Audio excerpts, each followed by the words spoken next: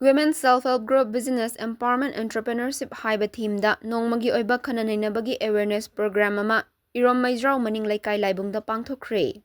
Hairiba awareness program asi Ministry of Micro, Small, Medium Enterprises Technology Imphal Center ga Lamjingbi VLF Lairenjam Meijro GP Aniga khutsamanaraga awareness program asi Irom Meijro Maning leikai Laibung pangthokhibani.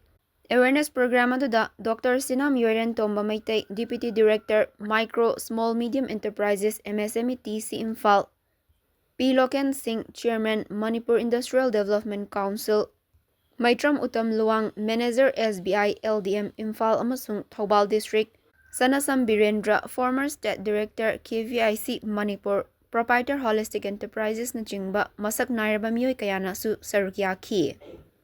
Awareness program aduga mari lainana MSME TC Imphal Center gi Deputy Director Dr. Sinam Yoren Tomba Maitai na haikibada lamdam asida lairiba self-help group mayam ama Manipur State Rural Livelihood Mission gi makhada makoy na tawzariba thabak thawramasi amuk henna masak mangal thokna bukat pirabadi amuk miyamna uminare hairiba asigi mathakta makoy na tawzariba thabak thawramadu henna mapangal khatnaba pandamda Minister of MSME Government of India gi makhada lairiba MSME Technology Center Imphal amadi lamdam asida laibiriba self-help group mayam ama punjinbiribi Lamjingbi VLF ani punsalaga nongmagi oiba entrepreneurship awareness program asi sinjabani.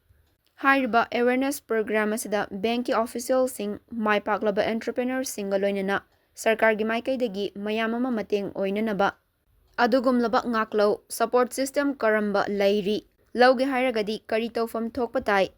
Entrepreneur ama oina udyam registration tawraba matungda aigi fangfam thokpa haksing fangjanabagidamagta aigi tawfam thokpa tangai fadaba mathaudang sing lei haiba sing adu MSME gi official sing mai paklaba entrepreneur sing na nongmagi oina punminaduna mayamda akhangkhangda tathok tasin tawminabagi adugumba awareness amani haina mahakna makhatana fangdoklamki.